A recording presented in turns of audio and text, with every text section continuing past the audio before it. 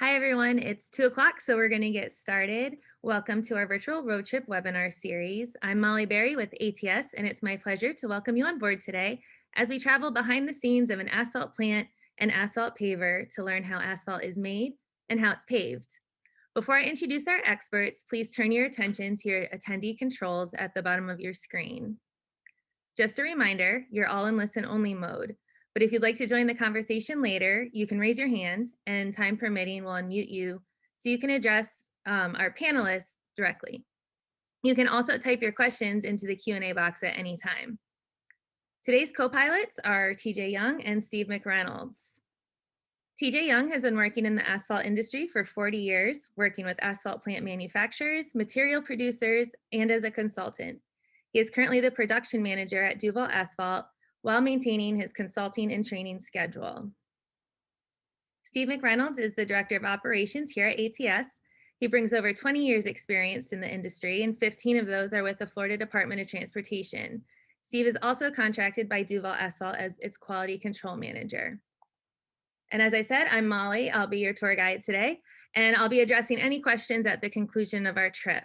So as we prepare to depart, we'd like to thank you for choosing ATS as your preferred travel provider today. We now invite you to sit back, relax, and enjoy your 60-minute virtual road trip to Jacksonville.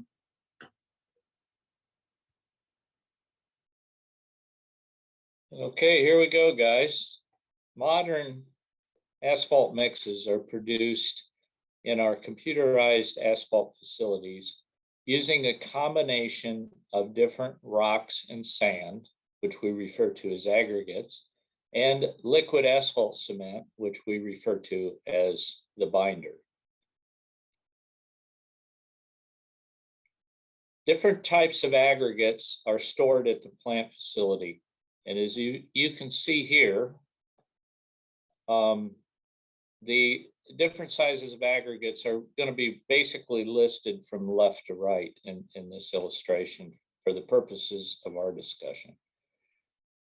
Different mixes and different job mix formulas that are established in the design process are going to be varying quite a bit. So the extreme example of this variance would be a mix for an interstate highway, which is going to be loaded with aggregate. And you're going to have a very fine mix for a parking lot or a tennis court, which is going to have very small aggregates. So as a general rule of thumb, the larger the stone of the aggregate in the job mix formula, the more load bearing capability it is. And I paused the screen on purpose because I want you to focus on the left side of the screen, which has a 12.5 millimeter stone in it. And then you've got a 9.5 millimeter stones in the middle. And then we've got fine manufactured sand on the right-hand side. So an interstate mix is going to be comprised with a lot of the large aggregate on the left side of the screen. And a commercial mix is going to be comprised with the smaller aggregates on the right side of the screen. Now, similarly, if we zoom along with our drone here, you're going to see these asphalt tanks that are coming into the screen position now. And different types of asphalt cement are going to be stored in these tanks. And this is why you're going to see multiple tanks in a plant facility.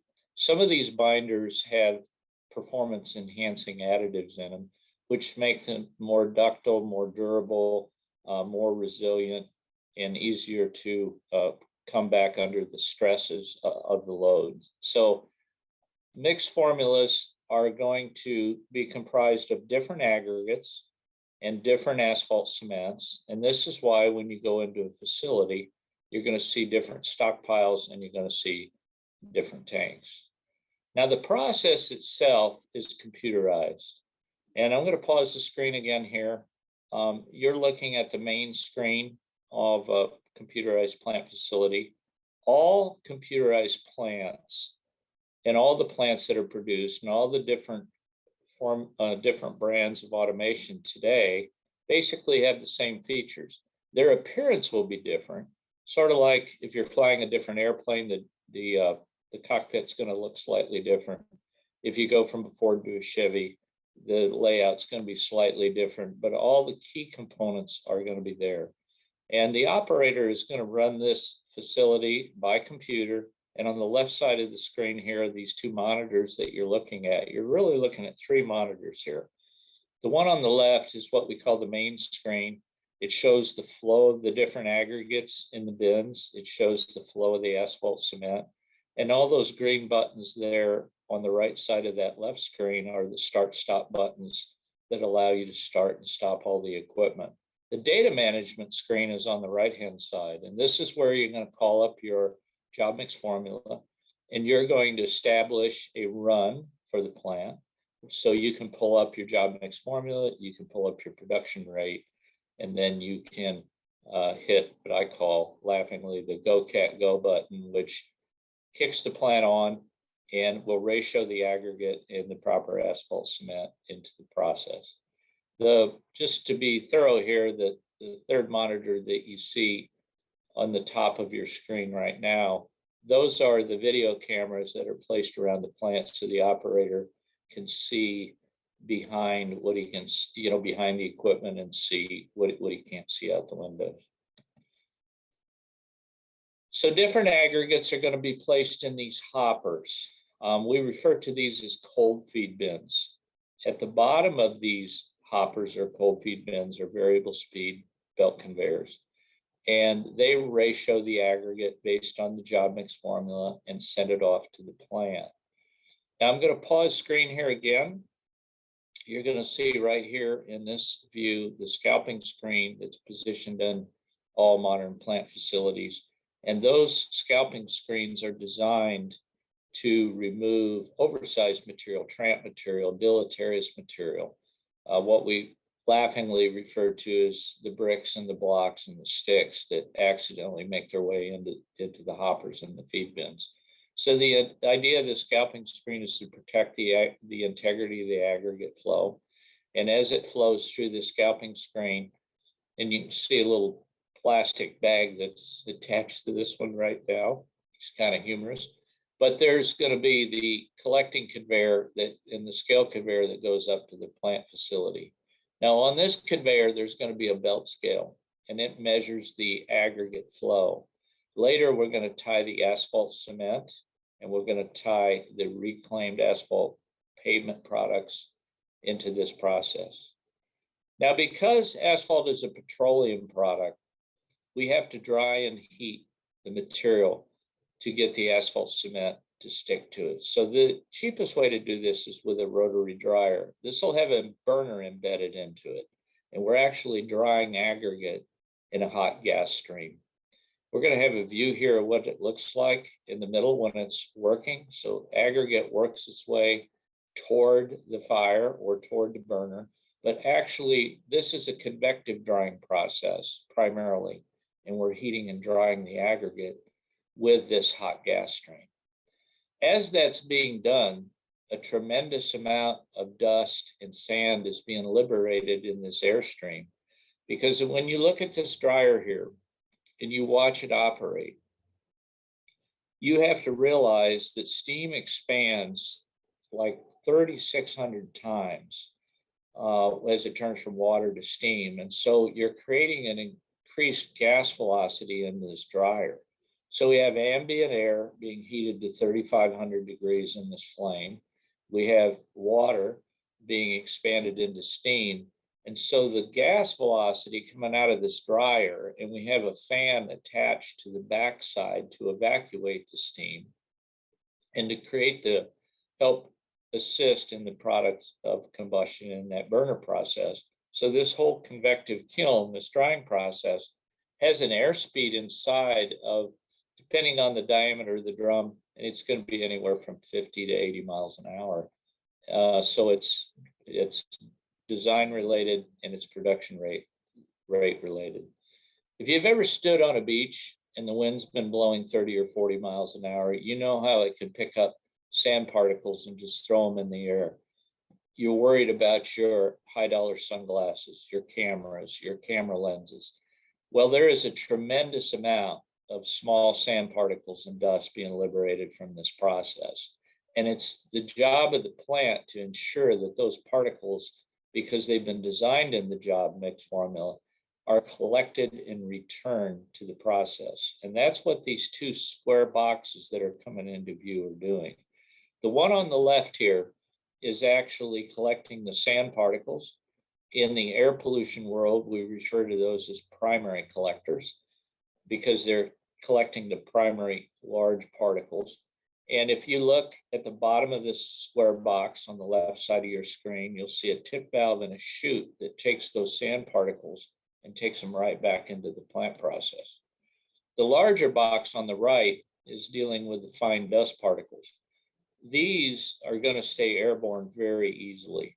And so inside this box, we have hundreds and hundreds of bags that have cages that support them. And the dust is collected on the outside of these bags and cages, and then the airflow is reversed and it's dropped down into the hopper. And we're going to typically use screw conveyors or pneumatic equipment to return those fine particles back into the mix. And that's what you just saw going on there.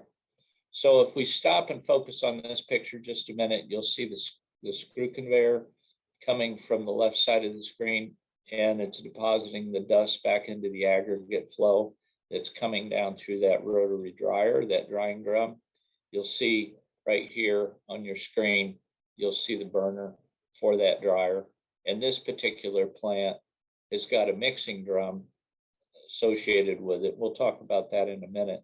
But the key reason to stop here and focus on this operation is an operator who's a good operator actually has to learn how to control this drying process. And that's probably one of the most difficult skills to learn.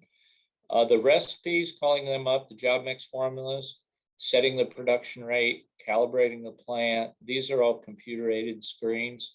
But when you're actually flying this plane, so to speak, you've got to learn how to control the heat, the burner, the draft, the retention time, and because your job is to dry and heat that aggregate, get the combined mixture to the target job mix formula temperature. Don't overdraft the plant, don't underdraft the plant, and balance that draft and that burner and to control that temperature. And ideally, a good operator will be able to hold that temperature based on varying moisture conditions, based on varying recipes, various job mix formulas, to plus or minus 10 degrees. And that's the mark of a good operator. Now, our modern plants, if you look in the background, you're going to see a large pile of wrap there. And most plants are fitted with one or two, and sometimes as many as 3 reclaimed asphalt pavement or wrap bins. Here, reclaimed pavement is going to be introduced to the process very similar to the virgin aggregates. So it's going to have its own collecting conveyor. It's going to have its own scalping screen. It's going to remove oversize, and you see the oversized wrap particles falling off the screen. And it's got its own belt scale, and it's going up into the plant process. What's really happening here is that we're superheating the virgin aggregates to a very high temperature. The wrap is going to be conductively heated or touching heat against the superheated virgin aggregate, and they're going to combine to the target temperature. And so that kind of gives you an idea of the skill required for the operator. To that process, liquid asphalt cement is going to be drawn from the tanks. It's going to be sent into the process. It's going to be pumping and metering. And here we're following the lines on this particular plant that bring that liquid asphalt cement, and they're heated and insulated to keep it to target temperature, into the mixing device. Like I said earlier, this plant is a 2-piece plant. It has a drying drum. It has a mixing drum. The liquid asphalt cement is being added to the combined wrap and virgin in this mixing drum, and mix is being deposited into the drag bar conveyor, which we refer to as a slat conveyor. So this process on this plant, again, is a 2-piece operation. Most plants in the country are a 1-piece operation, and the asphalt cement is introduced at the very, very end of the 1-piece drum. Final mix is put into the slack conveyor, goes up into the silo, and most city plants have got multiple silos. And this is so we can run different mixes. We can store some mix for private work. We can effectively ship 3 different mixes out of this plant on a given day. Similar to the computerized mixing process, the trucks are going to be loaded by computer, and we're going to dispense the material into the truck in a multiple drop fashion to ensure that in the loading process, we don't have any segregation occurring. The truck is going to be loaded, it's going to be ticketed, and then it's going to be sent off to the job site. Steve McReynolds is now going to explain what we do with this load of mix as it makes it to the job site and how it gets placed.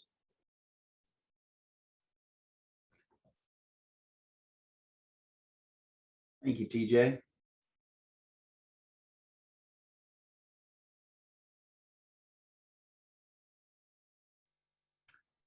Prior to starting a paving operation, key considerations must be considered by the paving crew. Following the tailgate meeting at the start of the day, it's important to complete a pre-paving checklist. You want to heat the screed,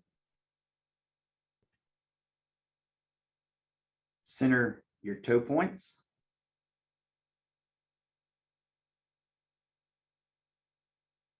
set the paving width,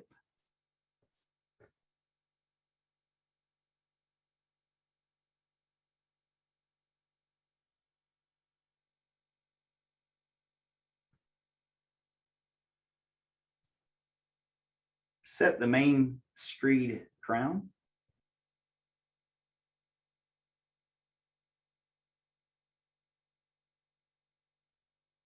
set slope extensions,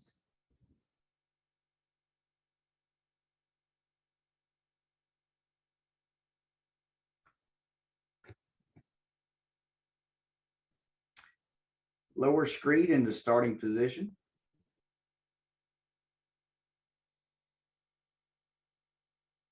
and then null the screed.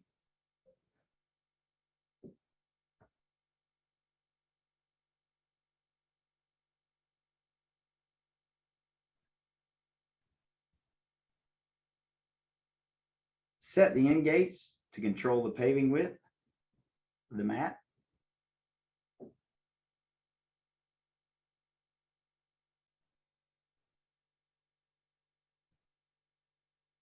Set the auger height to be 2 inches above what you're placing.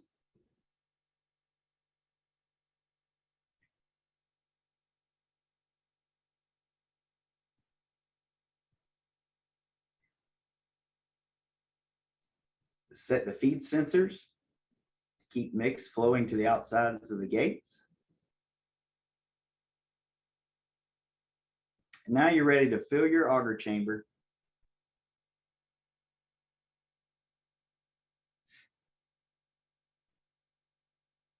and pull off from a starting point.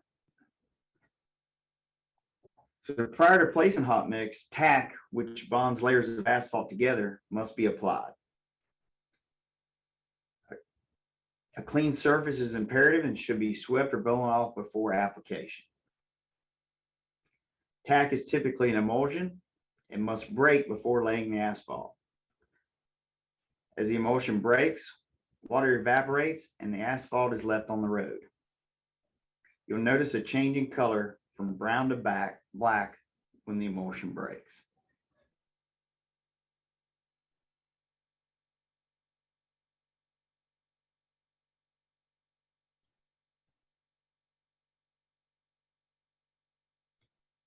So once the tack breaks and you completed your pre-paving checklist, you're ready to pave. As the truck arrives, the dump man will safely direct trucks into position. He will make sure the hopper is 1/3 to 2/3 full at all times. As the mix enters the hopper, it is carried by the conveyor to the augers. The amount of mix being carried to the auger chamber is regulated by variable speed or by the flow gates. We're going under the flow gates right now. Those will strike off the mix.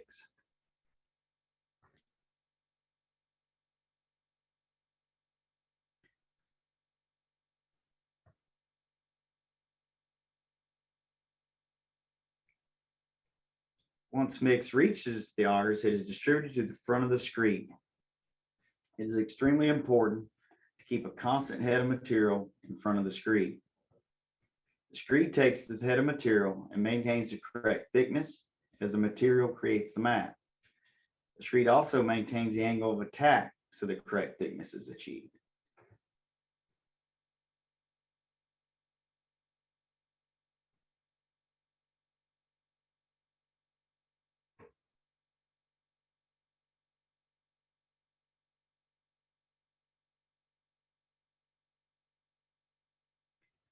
A rolling pattern is established in order to compact the mix to the appropriate density. The established rolling pattern determines the number of passes the roller will make behind the paver. Following the large steel wheel roller is the pneumatic or traffic roller. This is the finishing roller, adding the last bit of compaction to achieve density. Prior to paving commercial jobs, there are numerous considerations that must take place. The design of a parking lot is vital to the success of the paving operation. When not designed properly, parking lots can experience maintenance issues and also a shorter lifespan.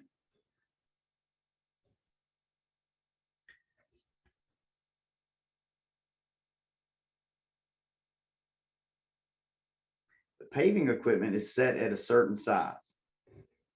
It is physically impossible for the equipment to reach every nook and cranny in the lot. Think about a bull nose. The paver paves in straight lines and cannot move around the arc. Handwork must be employed in these areas.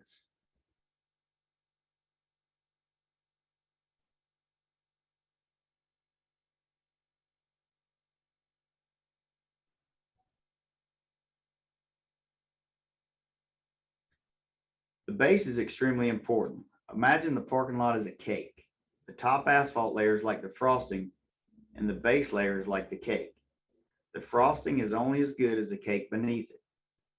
Cake is not a good foundation if it's weak and full of cracks. Compaction of the base is extremely important to the proper performance of the asphalt.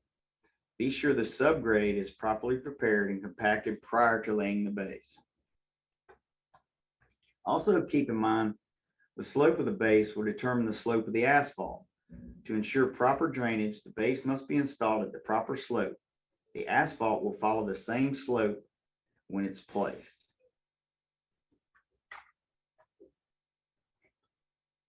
While the aesthetics of a parking lot are important, other variables must be considered. What does the traffic load look like? Is your area prone to getting a great deal of rain? Be sure to select the proper mix and determine the appropriate thickness of each lift.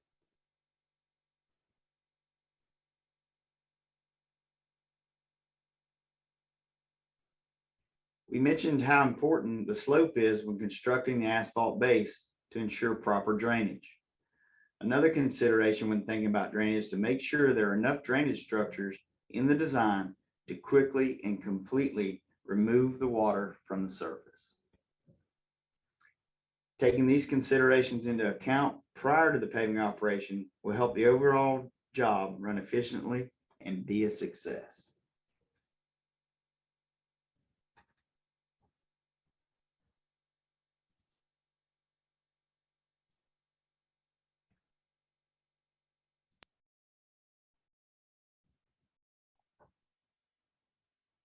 Thank you, guys. Steve, I'm so sorry for interrupting you, and I apologize to Okay. anybody who couldn't see Steve's video. I'm not sure what happened there, but we have a couple questions we'll start to go over. My first question, TJ, I don't know what that Go Cat Go reference was, but I Googled it real quick, and it's like a Fortnite character, and I know you don't know what Fortnite is, so what is it from?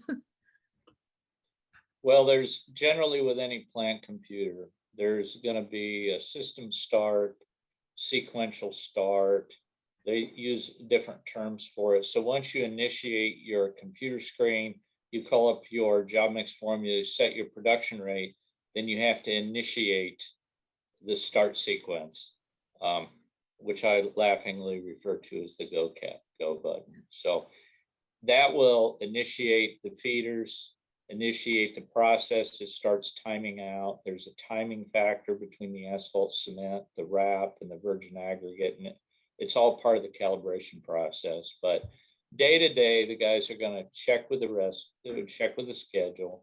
What mix am I making? Which one am I making first? What silo am I going to go into?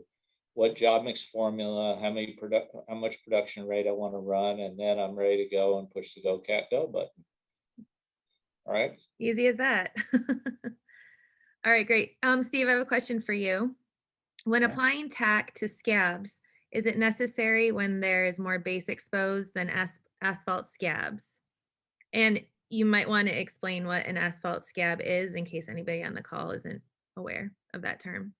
I would use an asphalt scab as a term if we were milling and we expose some of the previous base, whether it's aggregate or lime rock here in Florida, and some of the older asphalt is left, so you have scabs. And the question was, you need more tack or less tack, or? When applying tack to the scabs, is it necessary when there's more base exposed than asphalt scabs? I'd say yes. I mean, it's necessary to tack. I guess I'm thinking of Florida here. We use a type of tack that's approved for like a prime, so to speak, for, you know, like a base that's exposed. So yeah, tack's very important. Okay, yeah, she was asking, or they're asking apply tack to the exposed base. Yes. Yeah. Okay. I do have a hand raised too. One, if you would like to address our speakers, I'm going to unmute you at this time if you'd like to ask your question.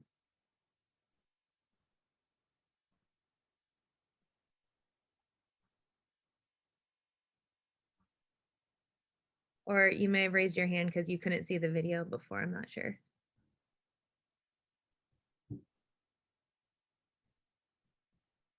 Okay, we'll see if Juan jumps on here. In the meantime, TJ, another question was, what is the temperature inside the drying drum? The temperature will start out gas temperature at the inlet. There's a $5 answer to a 50-cent question, but it's my reputation. The gas temperatures coming out of the dryer will be about 300 degrees, 250, 300 degrees. The rock temperature going in is going to be ambient. Let's call it 70, 80 degrees in the summertime. But as it approaches that burner, depending on the percentage of recycle you're running, those temperatures on that aggregate can get as high as 1,000 degrees. And the gas temperatures are extremely hot around the burner. Once it goes past the burner and the ambient wrap is brought in at wet wrap at 70 degrees, those temperatures will drop dramatically down to about 300 to 325 degree combined aggregate, and the gas temperatures are being brought in at ambient again. So the outside edges of that dryer are relatively normal. The inside is extremely hot, and there's a lot of fatigue to the steel and the lifting shapes that pick up the aggregate and drop it through. So it's a pretty brutal process, really. Okay. And while we're talking about the drums, is it possible to add binder from 2 storage tanks into the drum at the same time? Yes, it is. It's extremely rare. It's technically possible, and you typically don't see it in the field. But it is possible. Some plants are equipped with 2 asphalt meters, 2 asphalt pumps, and you could have 2 injection lines. So that is technically possible, yeah. But it's typically not seen, because usually you can only run 1 mixed formula at a time. And so you typically run the asphalt cement that corresponds with that mixed formula, which is why we typically see multiple tanks. Even a portable plant will have, if you look carefully, the one asphalt tank on a portable plant rather, will typically have two sides to it, so they can store two different types of liquid asphalt in one machine. Okay, great. Thank you.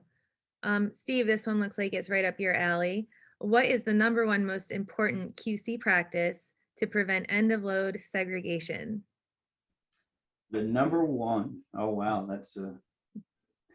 I would say the number one thing is not to fold the wings of the hopper when the hopper is less than a third full. So especially if you have the slack conveyors in the bottom of the hopper exposed, you would never want to fold the cold mix that is outside in the wings onto that conveyor. And that would be your number one thing to prevent end of load segregation. Do you have a number Steve, two? explain why, because I love this explanation. What happens to the screed when that happens, when the cold mix hits the auger and the screed? Well, it's actually in the auger. So as you move material from the hopper to the auger, it's relying on hot, basically oil or liquid AC, in order for it to hit the auger and completely move down the sides all the way to the outside of the screed. The paver has a tendency that anything cold or uncoated hits the auger, it drops right in the middle of the screed. And that's why you'll see the end of load segregation in the middle of the mat in like a chevron pattern, because the aggregate has been sitting the outside of the wings, it's gotten cold, and you drop it on the conveyor, it's conveyed to the auger, and that immediately just settles right there in the middle of the screed, and it drags. The screed just makes it drag and makes a nice little ugly spot in the mat. It's very noticeable. Okay. Still another paving question. Can outside temperature or weather conditions affect how the asphalt is paid/laid? It can, if you have extremely hot temperatures, it can make a mix that's not normally tender, or it can cause some check cracking during rolling. Also, in open graded applications, it will never, so to speak, set up where you can release it to traffic. It won't cool down quickly, and you'll have to use artificial means to like get a water truck in and actually spray water on the mat to get it to where you can open it to traffic. So yeah, extreme heat can have effects on an asphalt mat. Okay, TJ, this one looks like it's more for you. Some plants produce mix with a higher percentage of wrap than others. What's the reason for that? There's three things that affect the percentage of wrap you can run through a plant. And I think we've even got a video on this or a program we put together. Molly, I think you had Tanya do this. And that is the design, the heat transfer capability of the machine. So generally as a general rule of thumb, higher wrap plants are longer, and the higher wrap capability plants are longer, and they allow more time for the wrap to stabilize in temperature with a superheated virgin aggregate before the asphalt is added.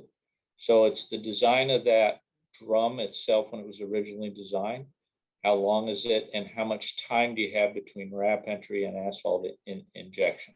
So short means lower wrap percentages, long means long. The plant that we used in the video here is capable of running up to 60% recycle. From a heat transfer standpoint, there's 22 feet from wrap entry to asphalt injection. That's extremely long, and it is very, rare, in the field, but it shows what's capable of being done. The other thing you got to look at is the -200 or the 75 micron material that's in the mix. And this can limit your wrap capability because the dust that's in the wrap is bound in the wrap and it can't be liberated.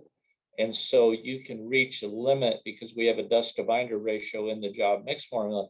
You can actually reach a limit to what you can do with wrap based on how you're handling the 200 mesh material, 75 micron sieve, which is a critical sieve. And the other thing that's going to limit how much wrap you can run is the asphalt cement, the rheology of the asphalt cement. So if you're limited to fewer asphalt tanks, you don't have access to a softer liquid, and you can't drop a grade or bump a grade down, then you may be limited that way. So there's really 3 limits to wrap. You solve those 3 things, you've got a high wrap capability plant. And it's very important that you don't exceed the wrap capability of your equipment, because you're going to compromise your mix quality. All right, thank you. Could you please explain more about how slope/grade sensors mounted on a paver works? So there's opportunities to pave for slope while you're paving, and if you're contracted to just come in and lay a certain depth, then of course you want the base to be at the slope that you're paving. But if you're contracted to pave a slope in, then the screed acts. It's got a break in the middle of the screed and then 2 breaks on the outside of the wing. So you can adjust that slope to make the asphalt slope towards the outside of the pavement, to the inside of the pavement. You can actually invert it to make water flow to the inside and have like a channeled slope in the middle to hit middle drains. So I kind of hope that explains it, but we can pave slope, but it's almost impossible to pave slope and a depth at the same time. So if you want 2 inches at 2% cross slope and you have a flat base, it's pretty much impossible. But we can put a wedge in there with 1 lift, put a 2% slope in, which would be a variable depth, and then come back and put a constant depth over top of that. A common term is called overbuild. You would overbuild a wedge with a slope in it using the paver. Okay. I guess this could be for either of you. What is your opinion of rubber tire rollers? Are they good to use? I'll let Steve handle that. He's got a lot of experience with rubber tires. I like rubber tire rollers. They're really good when you have a tender mix, and which a lot of your virgin, if you're paving airports and P401s, can be really, really tender mixes, and they add a lot to compaction. They really need the mix, but you have to have experience of knowing what you're doing with that operator on that rubber tire roller, so you're not on the mat too soon or not soon enough. So they're really good tools for packing the mat, especially in a tender mix, and providing density if used properly. Okay. I was in Jacksonville, St. Augustine recently and noticed a fine asphalt mix on some of the roadways. What mix is that, and what is the life expectancy of it? It looked about 1/4 inch or less. Wow. So They might have been looking at a FC5. That's now they slated said 3/4. it was a fine graded mix. Yep, it said that they noticed a fine asphalt mix on some roadways. So if you were on A1A between Jacksonville and St. Augustine, then yeah, that's a 4.75 friction course, or 4.75 millimeter nominal max friction course, which was paid by the Florida Department of Transportation probably about 4 years ago. So that's the one you're referring to. That's it. And life expectancy, I mean, we try to design for 15, 20 years here in Florida. Hopefully it'll hold up that long. Okay. This is actually almost a sand mix, and it looks like a neighborhood community from an HOA. Okay. It's probably most of your communities here in the Jacksonville area are a 9.5 nominal mix, and they're pretty fine. We have some pretty good material here, local sands that we put in 9.5. They have a high AC content, so they look to be real fine, but we pave them a little bit thicker than 1/4 inch. So It's usually 3/4 to anywhere up to 1.5 inches, but mostly in your neighborhoods, it's 3/4 of an inch to an inch. What about maybe it was some type of pavement preservation treatment? Could have been Get them pavement lift or something? preservation on top. All right. What are the usual methods a plant can ensure the lab mix design is followed through? For example, what is the process for the plant in the video? Could you repeat that question again? Yeah, sorry, I didn't read it before I read it. Let me try this again.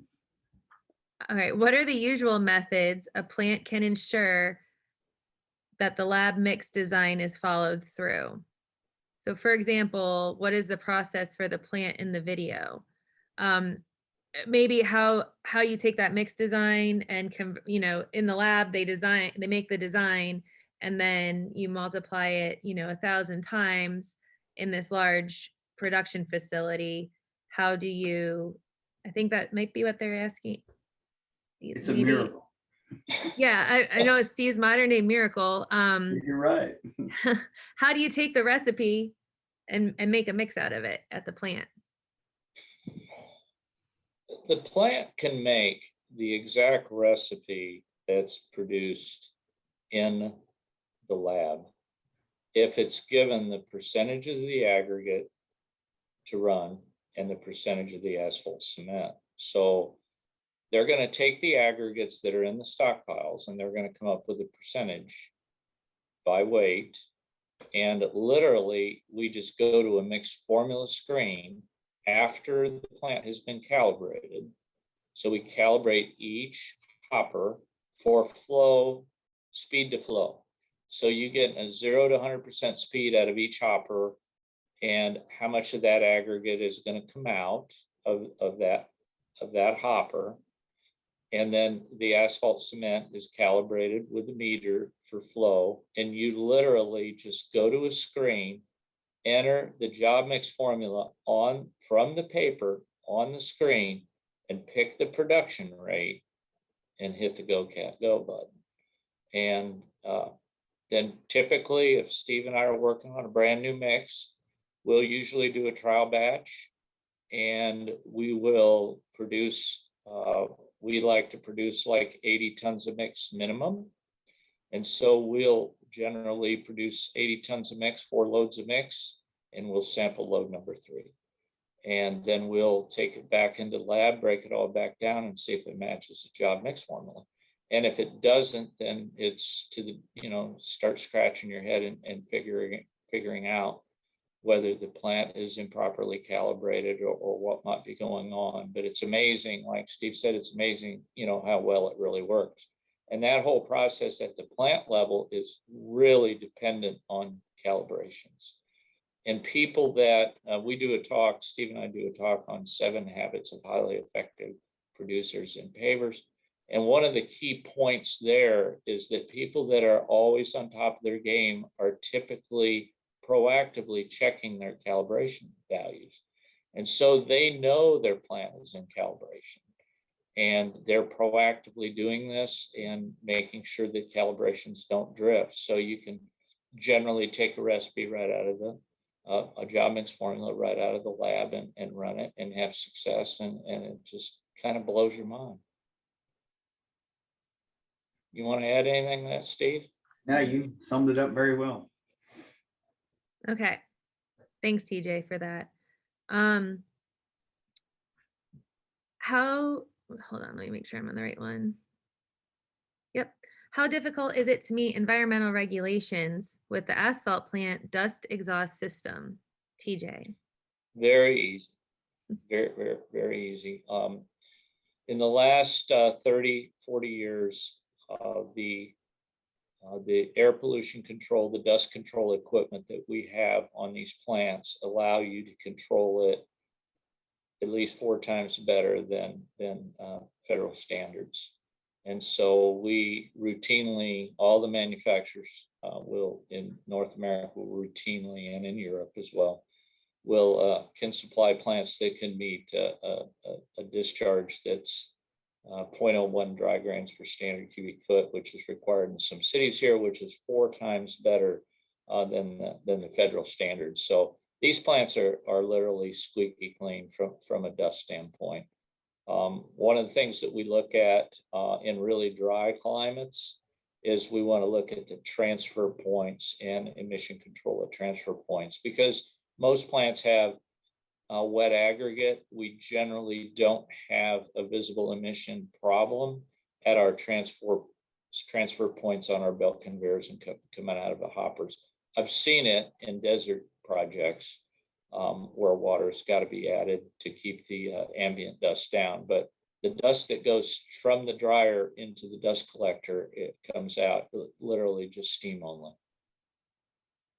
So you see steam rising and it condenses back into a water vapor. It kind of looks like a cloud, but that's not dust.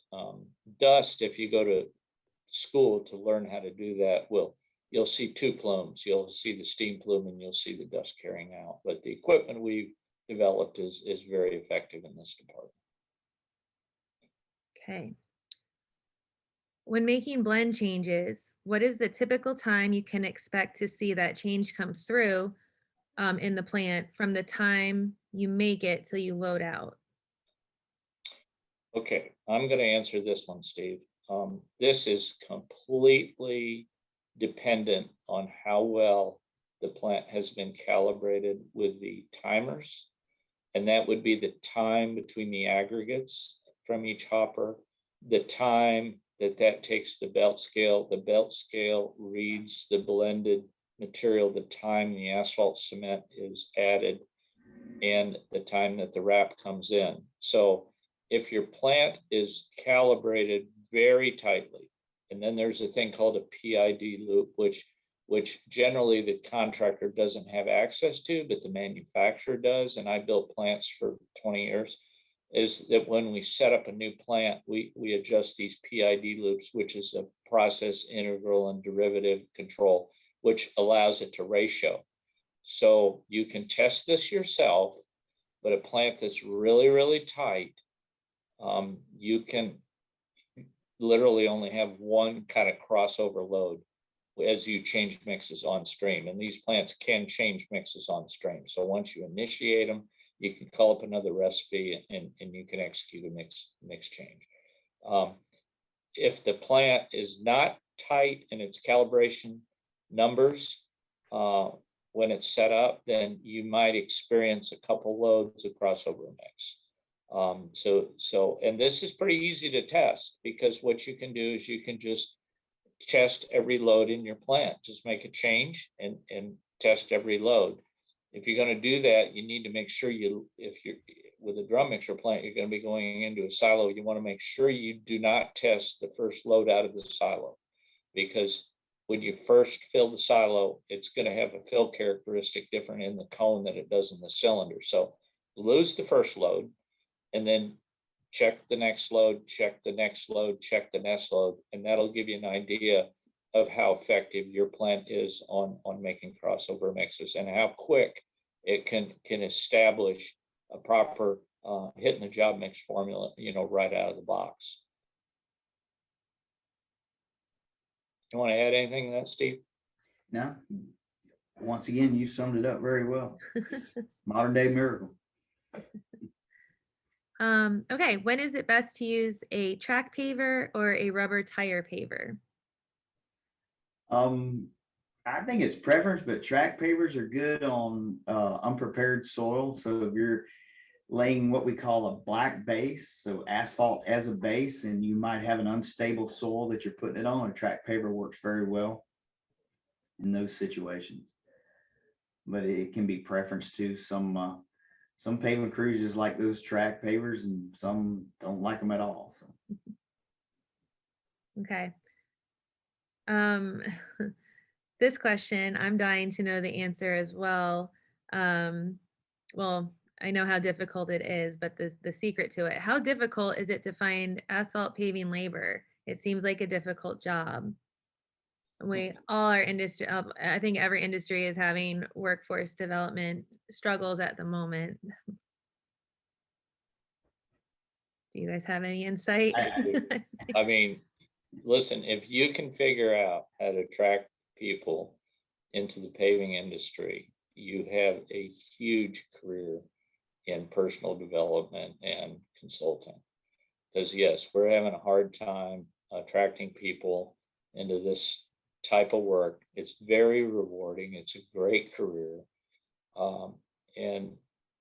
But a lot of people just don't want to work that hard in the field in the heat. When I was a young kid, I shoveled in front of a concrete crew. It was 116 degrees on the grade, and our guys are exhausted a lot of times at the end of the day. So you got to want to be a craftsman in this business. It's hard to attract people to hard work, even if it's rewarding. It's like TJ said, it's hot. It's here in Florida. If you're paving for the Department of Transportation, a lot of it's at night, and it's long hours. But like I say, it's very rewarding. Not only, through your paycheck, but as well as you get to see the product. I mean, you drive on these roads, and what better than to see your work every day and people to see your work.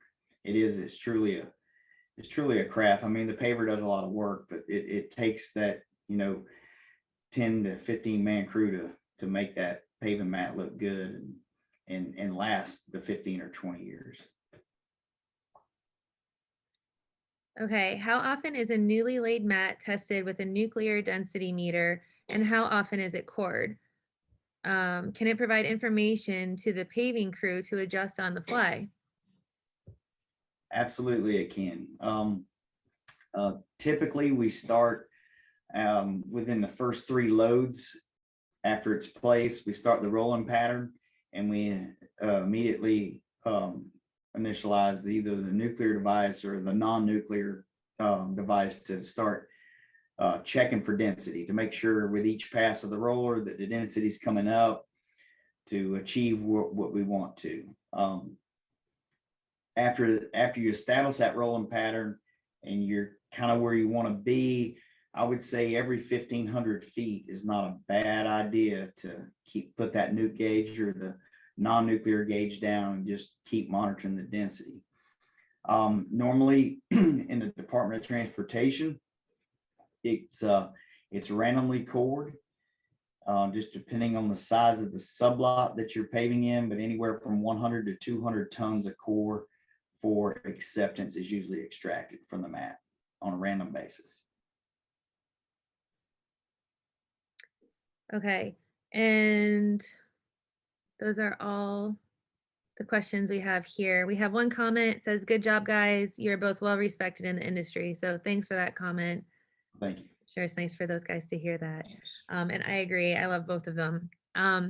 With that, I'm going to wrap things up now. TJ made mention of the 7 habits of highly effective producers and pavers, which is actually our next webinar. It's scheduled for August 10th. So you can go to our website for more information on that. And thank you all for attending today. Steve and TJ, thank you so much for your time. We got a great job and very informative. Thank you. I'll share any other comments. Sorry, I thought they were questions. I don't mean to keep building these guys up in front of all of you, but awesome job, guys. Thank you all again for attending, and we'll see you next time. Bye. My pleasure. Bye.